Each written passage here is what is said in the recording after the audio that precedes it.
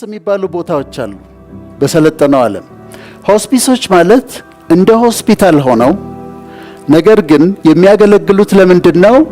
ሆስፒታሎች ውስጥ ታክመው ተስፋ የላችሁም የተባሉ ሰዎች ለምሳሌ ካንሰር ኖሯቸው 3 ወር ነው የቀረህ የተባሉ ሰዎች፣ 6 ወር ነው የቀረህ የተባሉ ሰዎች ሆስፒታሉን እንዳያጣብቡ ወደ ሆስፒስ ይወሰዳሉ። 3 ወር ነው የቀራቸው፣ 6 ወር ነው የቀራቸው። ፔንለስ የሆነ ኤክስፒሪየንስ እንዲኖራቸው ያችን 3 ወር ፔትድሪ እየተሰጣቸው፣ ሞርፊን እየተሰጣቸው፣ ምግብ በተለያየ መንገድ በአፍንጭም በቲዩብም እየተሰጣቸው ሳይሰቃዩ እንዲሞቱ የሚቆዩበት ቦታ ነው ሆስፒስ ማለት። እዛ ሆስፒስ ውስጥ ከነዚህ ሰዎች ጋር ዲል የሚያደርጉ ነርሶች አሉ። እነሱን የሚያስታምሙ እንደሚሞቱ ያውቃሉ። 3 ወር እንደቀራቸው ያውቃሉ። ፔትድሪ ይሰጧቸዋል፣ ሞርፊን ይሰጧቸዋል፣ ምግብ በአፍንጫ በተለያየ አይቪ ይሰጧቸዋል ሳይሰቃዩ እንዲሞቱ። እነዚህ ነርሶች ጥናት አጠኑ። ያጠኑት ጥናት ምንድነው? እነዚህ ሊሞቱ 3 ወር የቀራቸው ሰዎች በህይወታቸው ምን ይጸጽታቸዋል? ሪግሬት የሚያደርጉት ነገር ምንድነው? የሚጸጽታቸው ነገር ምንድነው? እያሉ እያንዳንዳቸውን ኢንተርቪው አደረጓቸው እና ያገኙትን ነገር በጽሁፍ አወጡ። እነዛ 3 ወር የቀራቸው ናቸው፣ 4 ወር የቀራቸው ናቸው፣ ከ3 ወር በኋላ የሚሞቱ ናቸው። ምን ይቆጫሃል? ምን ይጸጽታሃል? ምን ሪግሬት ታደርጋለህ ተብለው ነው የሚጠየቁት። እነሱ ያሉትን ነግራቸዋለሁ። አንደኛ ደስተኛ አልነበርኩም፣ አይ ዋዝ ኖት ሃፒ፣ ህይወቴን እንጂ አላረኩም። እንደዚህ ሊያልቅ 3 ወር ነው የቀረኝ። አሁን ለምንድን ነው ደስተኛ አልነበርኩት? ለምንድን ነው ህይወቴን ኢንጆይ ያላረኩት? ደስተኛ አልነበርኩም። በጣም የሚቆጨኝ ነገር በምድር ህይወቴ አለመደሰቴ ነው፣ ኢንጆይ አለማድረጌ ነው። ሁለተኛ ጸጸታቸውን ሲናገሩ በእውቀት ራሴን አላሳደግኩም። ብዙ መማር እችል ነበረ፣ ብዙ እድል ነበረኝ፣ ግን ለመማር ፈቃደኛ አልነበርኩም። ያንን እድል አልተጠቀምኩበትም። ራሴን ኢኩዊፕ አላረኩም፣ ራሴን ትሬን አላረኩም። እሱ ይቆጨኛል አሉ። ሶስተኛ ራሴን አልተንከባከብኩም። ይኸው እንዲህ ያደረሰኝም እኮ እሱ ነው። በምግብ ራሴን አልተንከባከብ፣ በስፖርት ራሴን አልተንከባከብ፣ ጥሩ እንቅልፍ አልተኛው፣ እረፍት አላርፍም ነበረ። ራሴን አልተንከባከብ፣ አቢዩዝ ነው ያረኩት። ራሴን በጣም ነው አቢዩዝ ያረኩት። ቆጨኛል።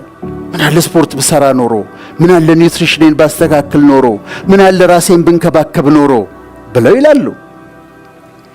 አራተኛ የኖርኩት በቂምና በጥላቻ ነው። ምጠላቸው ሰዎች ነበሩ። ሄትሬድ ነበረብኝ፣ ቂም ነበረብኝ፣ ንዴት ነበረብኝ ሰዎች ላይ። እንደዚህ ለሚያልፍ ህይወት እንደዚህ ለሚያልፍ አሁን 3 ወር ነው የቀረኝ። ለምን በጥላቻ ኖርኩኝ? ለምን በቂም ኖርኩኝ? ለምን ይቅር ባለ ማለት ኖርኩኝ ብለው ይላሉ። በጥላቻ ያሳለፍኳቸው ዓመታት በጣም ይቆጩኛል ይላሉ። አምስተኛው ለቤተሰቤ ጊዜ አልሰጠሁም። ኮሚቴ፣ ስብሰባ ስል ልጆቼ ሳላያቸው ነው ያደጉት። ለባለቤቴ ጊዜ አልሰጠዋትም። ለእናቴ ጊዜ አልሰጠዋትም። ቁጭ ብዬ አላዋራትም ነበር። ለአባቴ ጊዜ አልሰጠሁትም። እኔ ራሴን ፖፑላሪቲ ሳሯሩጥ ኮሚቴ ስል፣ ስብሰባ ስል፣ ምን ስል፣ ቦርድ ስል ለቤተሰቤ ጊዜ አልሰጠውም። ይቆጨኛል ይላሉ። ስድስተኛ ሰዎችን አልረዳሁም። ልረዳቸው የምችላቸውን ሰዎች፣ አቅሙ እያለ ላግዛቸው የምችላቸውን ሰዎች አልረዳሁም። የአክስቴን ልጆች፣ የእህቴን ልጆች፣ የወንድሞቼን ልጆች ልረዳቸው እየቻልኩ ግን አልረዳኋቸው። ምን አለበት ብረዳቸው ኖሮ፣ ምን አለ ባካፍል ኖሮ ይላሉ። ሰባተኛ ህልሜን አልኖርኩም። ለአንድ ካምፓኒ 20 ዓመት ተቀጥሬ ለአንድ ካምፓኒ ነው የሰራሁት። ለአንድ ካምፓኒ ለህልም ያልኖርኩም፣ ለራእይ ያልኖርኩም፣ ለካምፓኒ ነው እድሜን የገፈገፍኩት። ይሄ ቆጨኛል፣ በጣም ይቆጨኛል። እውነት ነው ደሞዝ አግኝቻለሁ። ከፔቼክ ወደ ፔቼክ ኖር ነበረ፣ ደሞዝ እቀበል ነበር። ህልሜን ግን አልኖርኩትም፣ ራእይን አልኖርኩትም። ይሄ ቆጨኛል ይላሉ። አንዳንዶቹ ደግሞ 8ኛ ለምንድን ነው የለፋሁት ይላሉ። ለምን ለፋው? ያ ሁሉ ልፋት ሌሊት 11 ሰዓት ተነስቼ ወርክሆሊክ ነበርኩኝ። 16 ሰዓት ነበር የምሰራው። ልፋት ልፋት ልፋት ልፋት። ቤት ሰራው፣ ይሄን አደረኩ፣ ይሄው ልሄድ ነው። ልፋቴ ምን ነበረ ይላል። 9ኛው ለሰዎች ፍቅሬን አልገለጽኩም። እወድሻለሁ አላልኩም፣ እወድሃለሁ አላልኩም፣ ታንኪው አላልኩም። ሰዎችን ፍቅሬን አልገለጽኩም። አይ ዋስ ቱ ሲሪየስ። ኮስተራ ነበርኩ። በቃ ኮስተር ያልኩኝ ሰው ነበርኩኝ። ፍቅሬን የምገልጽ ሰው አልነበርኩም። ለስላሳ አልነበርኩም። በጣም ሃርድ ነበርኩኝ፣ ሃርሽ ነበርኩኝ። ስለዚህ ይቆጨኛል ይላሉ። የመጨረሻ 10ኛው ሃይማኖትን ንቅ ነበረ። ንቀት ነበረብኝ ሃይማኖት ላይ። መንፈሳዊ ነገር ትራሽ ነበር የምቆጥረው። ሰዎች ሲለምኑኝ በተለያየ መንገድ መንፈሳዊነትን እጠላ ነበረ። ቦሪንግ ነበር ለኔ። እሱ ይቆጨኛል ይላሉ። ይሄ እነሱ የቆጫቸው ነገሮች ናቸው። አሁን እኛ የምናደርገው መሰላችሁ? እንገለብጠዋለን።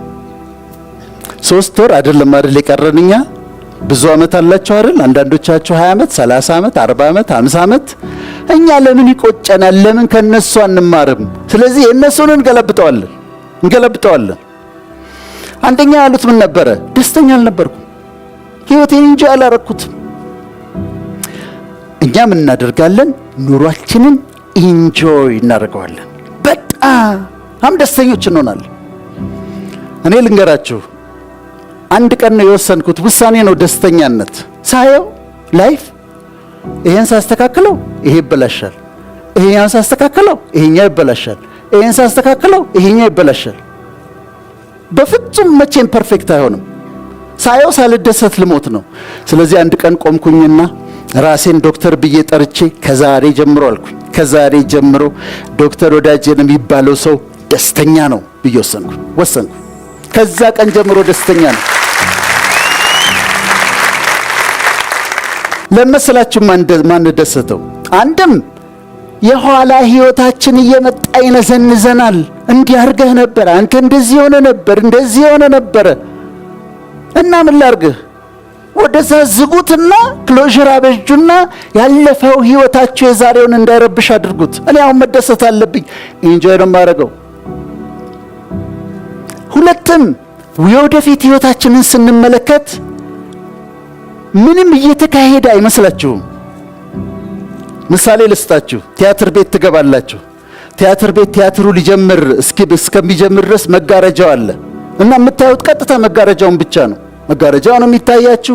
ምንም አክቲቪቲ አይታያችሁም። በጣም ይሰለቻችኋል። ቶሎ ይጀመር እያላችሁ ታጨበጭባላችሁ።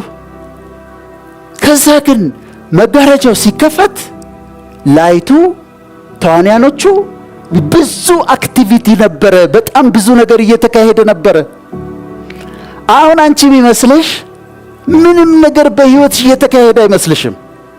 ከርቴን ነው የሚታይሽ፣ መጋረጃው ነው የሚታይሽ። ከመጋረጃው ጀርባ ግን ስለ አንቺ ብዙ አክቲቪቲዎች አሉ። እየተዘጋጀልሽ ነው፣ እየተሰናዳልሽ ነው። ነገሮች፣ ሰዎች ተሰብስበዋል። ነገሮች እየተቀናጁ ነው። ያንተ ጉዳይ እየተቀናጀ ነው። ላንተ ግን የሚታይህ መጋረጃው ነው። ስለዚህ ሰለቻችኋል። ምንም ይመጣ ነገር ያለ አይመስላችሁ። ይሄ ብቻ አይደለም። ደስተኛ ለመሆን ቀጠሮ እንይዛለን። ደስተኛ የምትሆነው ትላለች እሷ፣ ሳገባ ደስተኛ ሆናለሁ፣ ልጅ ስወልድ ደስተኛ ሆናለሁ፣ ዲግሪዬን ሳገኝ ደስተኛ ሆናለሁ፣ አሜሪካ ስሄድ ደስተኛ ሆናለሁ፣ ቪዛዬን ሳገኝ ነው ደስተኛ የሚሆነው ብለን ቀጠሮ እንይዛለን። አሁን ደስተኛ ካልሆንሽ ስታገቢ ደስተኛ አትሆኚም። ምክንያቱም ትዳር የራሱን ችግር ይዞ ይመጣል። አሁን ደስተኛ ካልሆንሽ ስትወልጂ ደስተኛ አትሆኚም። እሱም የራሱን ችግር ይዞ ይመጣል። አሁን ደስተኛ ካልሆንክ አሜሪካ ስትሄድ ደስተኛ አትሆንም። ምክንያቱም እዛ ካልቸር ሾክ ይጠብቅሃል፣ ብዙ ነገር ይጠብቅሃል። ስለዚህ ውሳኔ ነው። I have to be happy, I have to enjoy my life ብላችሁ መወሰን አለባችሁ። ከመጋረጃው ጀርባ እየተስተካከለ ስለሆነ። ስለዚህ ምን እናድርግ? እያንዳንዷን ነገር በማይንድፉልነስ አጣጥሙት። ራት ስትበላ ዝም ብላ አትብላ። ሽሮውን እያጣጣምከው ብለው ቡናዋን ስትጠጡ ሲኒዋን ታነሱና ዝም ብላችሁ እያወራችሁ ዝም ብላችሁ አጠጡት። ቅመሱት፣ ጤና አዳሙን ቅመሱት። ከዛ አጣጥሟት፣ እያንዳንዷን ሲኒ ቡና አጣጥሟት። ባለትዳር ከሆንክ ሚስትህን ኢንጆይ አድርጋት። እያት፣ ዝም ብለህ እያት። ጸጉሯን እይ፣ አይኗን እይ፣ ጥርሷን እይ፣ እያት፣ ኢንጆይ አድርጋት። ልጆቻችሁን ዝም ብላችሁ በል ልበስ፣ ሂድ፣ በል ትምህርት ትምጣት በሏቸው። ኢንጆይ አድርጓቸው። ማይንድፉልነስ ይባላል። አፕሪሺየት አድርጉት፣ አጣጥሙት እያንዳንዱን ነገር።